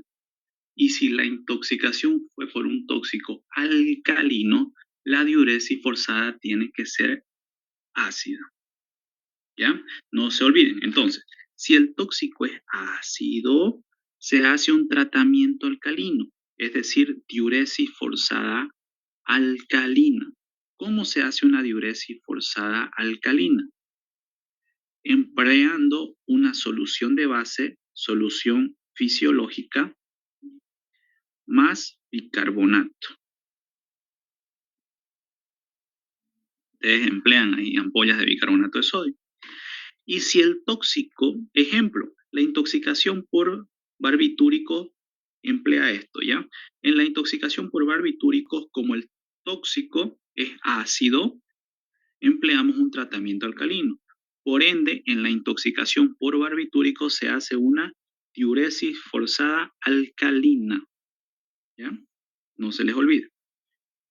Si la intoxicación es, por ejemplo, por cocaína, que es un tóxico de pH alcalino, el tratamiento es ácido, o sea, una diuresis forzada ácida. ¿Cómo se hace una diuresis forzada ácida? Con solución fisiológica más vitamina C. Ya es al revés, al revés. La diuresis forzada es al revés, no se olviden. No es como la absorción, que la absorción era el estómago tiene pH ácido, entonces se absorben los de pH ácido. El intestino pH alcalino y se absorben los de pH alcalino. Aquí es al revés. Sigamos entonces. Cabalino, la última hoja que me queda. La última hoja para acabar. Eliminamos al tóxico y ahora sí, tratamiento propiamente dicho. O sea, el tratamiento como tal, propiamente dicho. Este tratamiento puede hacerse con medicamentos, con fármacos o sin ellos, sin los fármacos. Con fármacos, aquí conocemos ya antídoto. El antídoto, ¿qué hace? El antídoto neutraliza al tóxico. Otro, antagonista. El antagonista lo que hace es que evita la acción del tóxico. Evita la acción del tóxico. Y finalmente, un tratamiento sintomático, es decir, actuamos solamente en los síntomas que produce, ¿ya? Si me genera cefalea, le damos un paracetamol. Si me genera alergia, le damos un antihistamínico como la cetiricina, eso es sintomático. ¿Ya? Antídotos ya hemos visto. Por esta definición es que yo les decía que en realidad el antídoto del etanol no sería complejo B. Más que todo, el complejo B actuaría acá más que como un antagonista, ya como un fármaco más que todo de prevención, algo así, pero no como antídoto. De todas maneras, si les ha mencionado así la doctora, así colóquenlo, ¿ya? Siempre básense en lo que les dice, porque así es como lo va a corregir. Y sin fármacos esto ya es labia, ¿no? 1, la dieta. 2, tratamiento psicológico. En fin, ustedes aquí le pueden meter todo lo que se les ocurra, ¿ya? Esto es imaginación y labia. Y 4, esto es más labia, la prevención.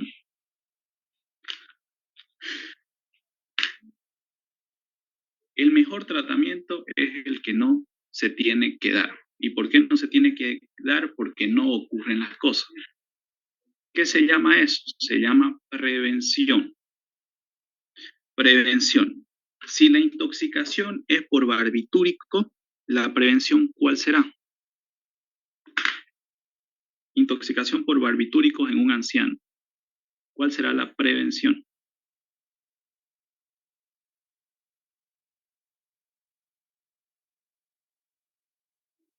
¿Qué dicen?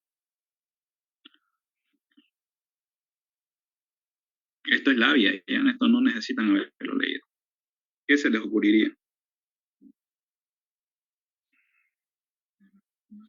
Si su abuelito se intoxica por un medicamento, ¿cómo harían para que no se vuelva a intoxicar por ese mismo medicamento?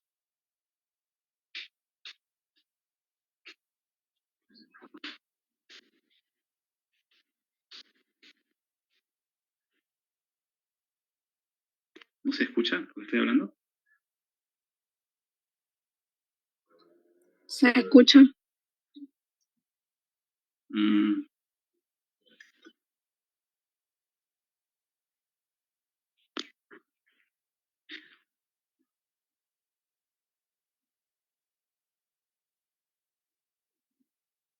ya, aquí en la prevención tienen que ustedes poner toda la labia posible, ¿no? Puede ser uso racional, puede ser correcto almacenamiento, puede ser correcta administración.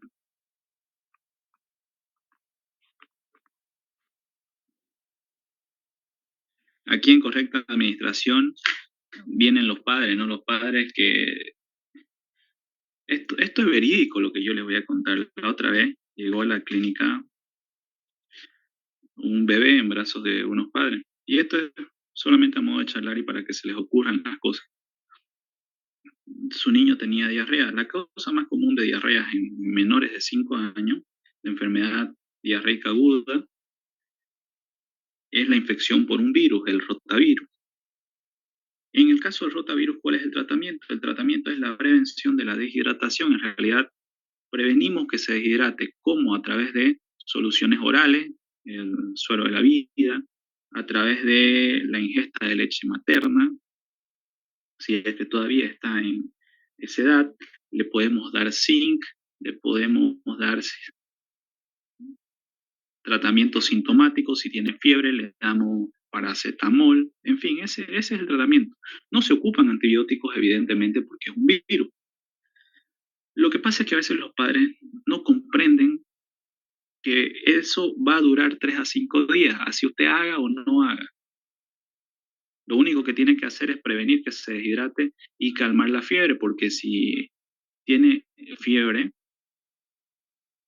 eso condiciona a mayor posibilidad de convulsiones. De todas maneras no entendieron los padres esto y dijeron que no le habían dado nada en otro centro. Y que saben que intentaron darle a su bebé enema, quisieron colocarle un enema. ¿Para qué? Para que elimine todo, porque la abuela les había dicho que funcionaba, que elimina todo. Y además querían darle té de anís, té de manzanilla, porque eso hace que elimine todo. Y era un niño de 6 meses de edad. Si ustedes le colocan un enema a un niño de esa edad, lo van a deshidratar, pero rapidísimo, porque la diarrea va a aumentar y lo deshidratan. Y por deshidratación se muere fácilmente un niño. Y aparte, si a un niño de esa edad ustedes le dan té de manzanilla, de anís, todo el menjunje, van a causar un íleo, se llama. Los intestinos se paran, se detienen. Y eso condiciona a que el niño pueda hacer sepsis. Y por sepsis se muere rapidito. Esa intoxicación se llama intoxicación folclórica. Entonces, hablé con los padres y entendieron. Espero que no lo hayan hecho. Pero se dan cuenta que cuando se maneja mal la información, se desinforma y se aplican tratamientos que no deberían, no hay un uso racional, no hay una correcta administración, ahí vienen las intoxicaciones. ¿Ya? Eso es lo que yo quiero que ustedes se queden, que esta parte de prevención es una parte en la que ustedes tienen que analizar. Esto no es de memoria, esto es de que ustedes analicen el caso, piensen y coloquen su pensamiento. Coloquen el pensamiento, como ya están en octavo semestre, ya tienen un razonamiento, un pensamiento, coloquen eso. Una pregunta auxiliar. En el caso de que haya una intoxicación crónica, Ya, en el caso de que sea una intoxicación crónica, si nos referimos solo a la parte de prevención, ahí tiene que colocarle usted un cambio de ocupación o un cese de los hábitos. Por ejemplo, estamos ante un paciente que es pintor, una intoxicación por plomo. ¿Cuál sería la prevención? La prevención sería un cambio de ocupación, que no se dedique a ser pintor.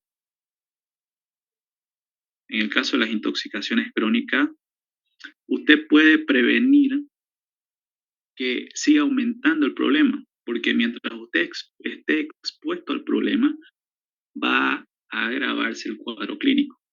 Si bien ya tiene el problema y por más que haga tratamiento, tal vez no borre las consecuencias, puede evitar que eso se agrave. ¿Y cómo se evita? Con la prevención. ¿Y cómo se previene? Con un cambio de ocupación, con un cese del hábito. Si usted es minero, entonces cese eso, ya no lo haga.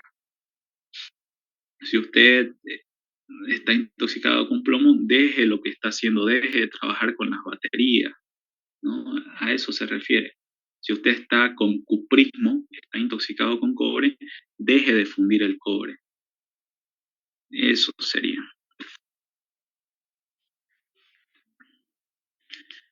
Listo, chicos. Creo que con esto, con lo que han respondido, están más que preparados. A partir de aquí es que ustedes repasen, es que ahorita se junten y agarren y digan, ¿cuál era la ley del Código Penal? No me acuerdo. Y la otra persona dice, era 1768. La otra persona dice, ¿cuál es el Código de Procedimiento Penal? Ley 1970. Y así se van a ir acordando de todas las cosas. Y lo importante es que al momento del examen se acuerden. Espero haberles ayudado y espero que hoy les vaya muy bien, ¿ya? Cuídense, chicos. Nos vemos. A ver si voy al examen. Nos vemos más tarde. Auxiliar, ¿me puede mandarlo esto del caso clínico, la foto, por favor? ¿Ya? Ajá, para pasarles que algunas partes no los anoté. Ya. Ya, chicos, Ya, está bien. gracias, sí. Ya. Cuídense. Nos vemos. Gracias.